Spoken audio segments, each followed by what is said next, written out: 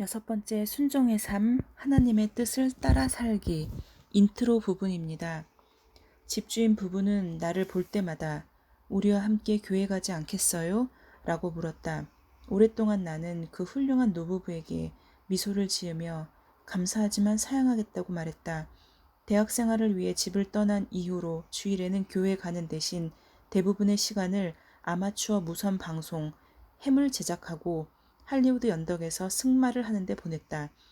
80대였던 이 건건한 부부는 아마도 그들이 알고 있는 유일한 방법으로 나에게 전도하는 것 같았다. 그들의 전도의 결과로 어느 날 내가 예수님을 영접할 것이라는 사실을 알지 못했지만 그들은 계속 나에게 전도했다. 내가 인격적으로 하나님을 알게 된 여러 원인들 중 하나가 노부부가 하나님의 뜻에 순종하여 나에게 계속 전도한 것이었다. 순종이 왜 그렇게 중요한가? 하나님은 순종에 대해 무엇이라고 말씀하시는가? 은혜로우신 하나님께 의지를 들여 즐거이 순종해야 하는 몇 가지 이유를 알아보자. 첫째, 하나님의 명령이다. 에레미야 7장 23절에서 하나님은 너희는 내 목소리를 들으라. 그리하면 나는 너희 하나님이 되겠고 너희는 내 백성이 되리라. 너희는 내가 명령한 모든 길로 걸어가라. 그리하면 복을 받으리라. 고 말씀하셨다. 구약 성경을 보면 하나님은 예배도 강조하시지만 순종을 훨씬 더 중요하게 생각하신다. 둘째, 순종은 믿음의 증표이다. 사도 바울은 믿음을 따라 하지 아니하는 것은 다 죄다. 라고 말한다. 로마서 12장 1절로 2절, 14절, 14장 23절. 구약 성경의 사울 왕이 불순종한 것은 믿음이 없다는 증거요. 왕국을 다스릴 자격이 없다는 반증이었으며 그 결과 그는 왕권을 빼앗겼다. 우리 역시 하나님께 불순종하면 승리하며 열매 맺는 풍성한 삶의 복을 상실하게 된다. 하나님의 명령을 항상 이해할 수 있는 것은 아니지만 우리는 그분의 지혜를 믿을 수 있다. 순종은 바로 그 믿음의 표현이다. 셋째, 순종은 하나님을 영화롭게 한다. 하나님은 우리 자녀들이 믿음으로 하나님께 순종하는 것을 기뻐하신다. 다른 사람들은 우리의 선한 행실을 보고 하나님께 영광을 돌리게 될 것이다. 19세기의 위대한 전도자였던 드와이트 엘 무디는 예수 그리스도께 자신을 온전히 헌신한 사람들을 통해 하나님이 얼마나 큰 일을 하실 수 있는지 세상은 아직 다 보지 못하였다. 는 말에 도전을 받아 나도 그러한 사람이 되기를 원한다고 응답했다. 그 결과 하나님은 그 시대의 어느 누구보다 그를 더 크게 사용하셔서 많은 사람들에게 그리스도의 복음을 전하는 영광을 얻게 하셨다. 요한복음에서 예수님은 자신을 포도나무로 그리스도인들을 가지로 비유하셨다. 그분은 내 안에 거하라 나도 너희 안에 거하리라. 가지가 포도나무에 붙어있지 아니하면 스스로 열매를 맺을 수 없음 같이 너희도 내 안에 있지 아니하면 그러하리라. 요한복음 15장 4절고 말씀하셨다. 그리스도 안에 거하는 것이 순종하는 것이다. 순종하는 그리스도인들은 많은 열매를 맺어 그리스도께 영광을 돌린다. 넷째, 순종은 승리를 가져온다. 사탄의 전략은 우리가 하나님께 불순종하도록 하는 것이다. 에덴 동산에서 하와를 유혹한 것과 마찬가지로 오늘날도 우리를 불순종하도록 유혹한다. 야고보서 4장 7절은 원수를 이기는 법을 말해준다. 그런즉 너희는 하나님께 복종할지어다. 마귀를 대적하라. 그리하면 너희를 피하리라.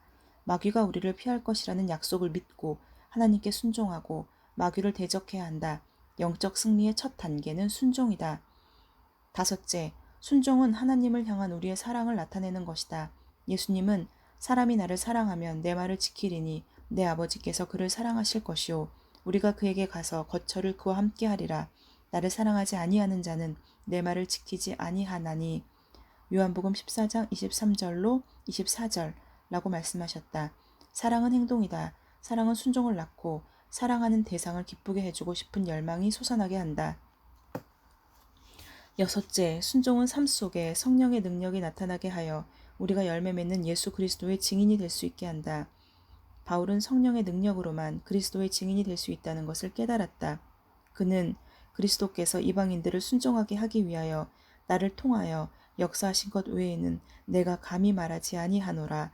그 일은 말과 행위로 표적과 기사의 능력으로 성령의 능력으로 이루어졌으며 로마서 15장 18절로 19절라고 말했다. 일곱째, 하나님은 순종하는 자들에게 자신을 나타내신다. 삶 가운데 그리스도께서 임재하심과 그분이 주시는 기쁨을 누리지 못한다면 그것은 불순종의 결과일 수 있다. 예수님은 순종하는 모든 사람에게 자신을 나타내실 것을 약속하신다. 요한복음 14장 21절. 하나님의 일을 하면서 그분의 능력을 경험하고 있는가? 그렇지 않다면 마음과 생각을 하나님과 그분의 말씀에 순종하도록 훈련하라. 믿음으로 성령의 능력을 구하라. 얼마 전 TV에서 미국에서 유명한 전도자가 뉴욕의 한 교회에서 심우하는 목사와 인터뷰하는 것을 보았다. 그 교회의 성도들은 몹시 위험한 지역에 있는 버려진 낡은 창고에서 예배를 드리고 있었다. 그곳은 당시에 3명의 노동자가 살해되고 구타와 성폭행 사건이 일어난 곳이었다. 전도자가 왜 그곳에서 사역을 하십니까? 하고 묻자 그 목사는 하나님께서 이곳에서 주님을 섬기라고 나를 부르셨기 때문에 나는 주님께 순종해야 합니다. 라고 대답했다. 하나님께서 때로는 이 목사처럼 어렵고 위험한 환경에서 일하도록 우리를 부르신다. 그때 하나님께 순종하면 우리는 초자연적인 삶을 살게 된다. 우리 자신의 힘으로는 그분을 따를 수 없다. 우리 안에 거하시는 성령께서 순종할 수 있도록 능력을 주시며 삶을 인도해 주시기를 믿음으로 간구해야 한다. 당신이 하나님의 계획에 순종하며 살아갈 수 있도록 도와주는 몇 가지 단계가 있다. 첫째, 하나님의 속성을 묵상하고 공부하라. 믿음에는 대상이 있다. 그리스도인에게 믿음의 대상은 하나님이다. 우리가 생각하고 행동하는 말하는 방식을 결정하는 것은 바로 하나님에 대한 우리의 생각이다. 하나님에 대한 우리의 견해가 우리가 읽는 책, 즐겨 듣는 음악, 생활 방식에 영향을 준다. 하나님이 얼마나 사랑이 많으시고 지혜로우시며 능력이 있으시고 믿을 만한 분인지를 이해한다면 우리가 그분을 신뢰하고 순종하는 것이 전혀 어렵지 않을 것이다. 둘째, 하나님의 말씀을 알라. 하나님의 거룩한 말씀은 영적 순종과 성장의 토대가 된다. 골로새서 3장 16절은 그리스도의 말씀이 너희 속에 풍성에 거하여 모든 지혜로 피차 가르치며 권면하라고 말하고 있다. 마태복음 5장에서 8장을 읽어보고 주님께서 주시는 모든 교훈들을 적어보라. 이것이 바로 순종하는 그리스도인이 일상생활에서 가져야 할 태도와 행동이다. 셋째, 당신을 향한 하나님의 계획을 분별하라. 성경은 하나님께서 우리 속에서 자신의 기쁘신 뜻을 위하여 우리에게 소원을 두고 행하게 하신다. 빌립보서 2장 13절고 선언한다. 당신이 하나님의 말씀을 매일 연구하고 묵상하며 기도하는 동시에 그 명령에 순종한다면 당신을 향한 하나님의 계획을 확실하게 알게 될 것이다. 하나님께서는 우리 마음에 하나님의 말씀과 일치하는 소원을 주시고 그 소원을 실행할 기회를 활짝 열어주심으로써 우리를 인도하신다. 넷째, 하나님께서 당신에게 하라고 하신 성경의 능력 안에서 실행하라. 가장 큰 평안과 성취감은 우리를 통해 하나님의 계획을 성취해 가시도록 성령님을 우리 삶의 중심에 모실 때 생긴다. 모든 사람들에게 주 예수 그리스도가 필요하다. 지상명령 마태복음 28장 18절로 20절을 통해 하나님은 복음을 전하라는 명령과 권위를 우리에게 주셨다. 신실한 그리스도인들은 기꺼이 주님의 명령에 순종한다.